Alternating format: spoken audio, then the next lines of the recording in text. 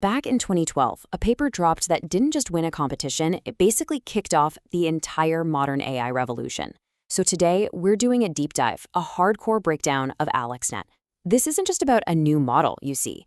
It's a story about solving one massive engineering problem after another, and in doing so, unlocking the future. To really get the impact here, you gotta understand the wall that the entire field of computer vision had slammed into.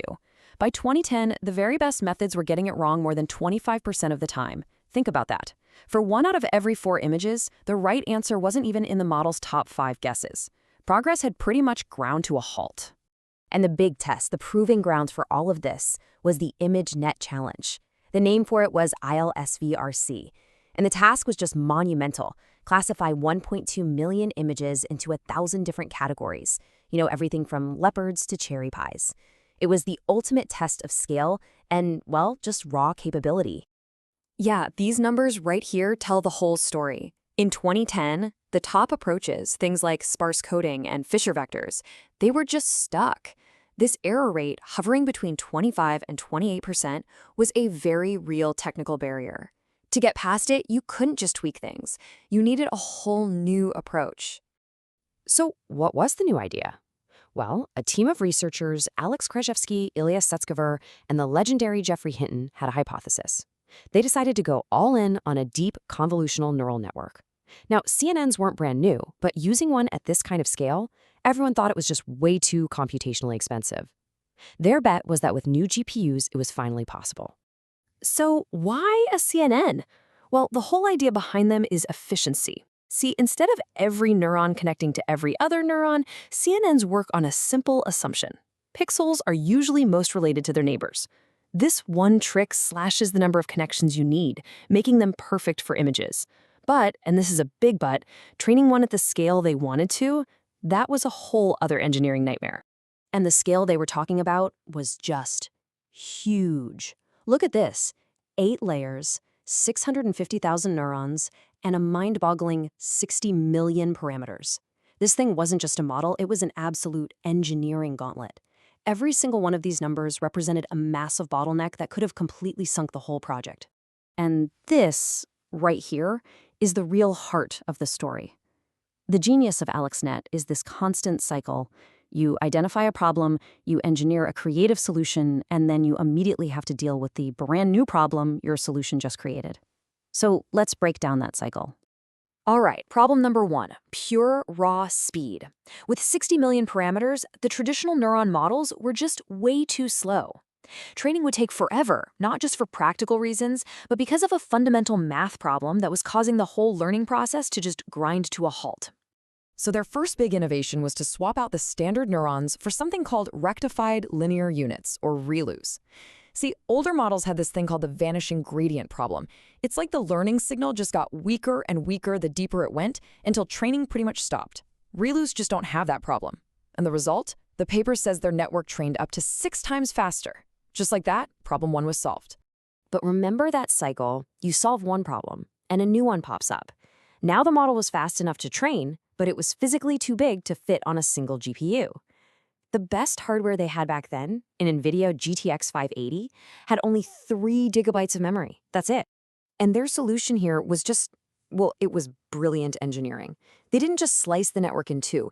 They built this custom system where the 2 GPUs would only talk to each other at very specific points, which kept the communication overhead way down.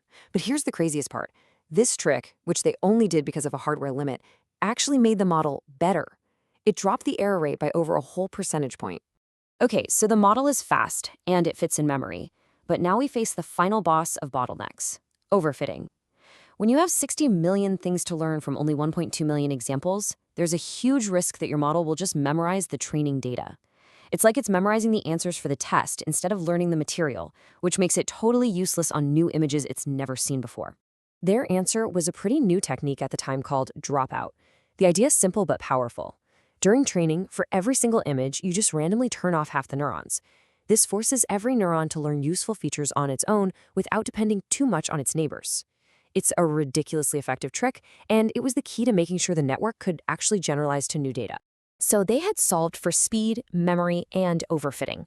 All the pieces were finally in place. Then came the moment of truth, the 2012 AlexNet competition.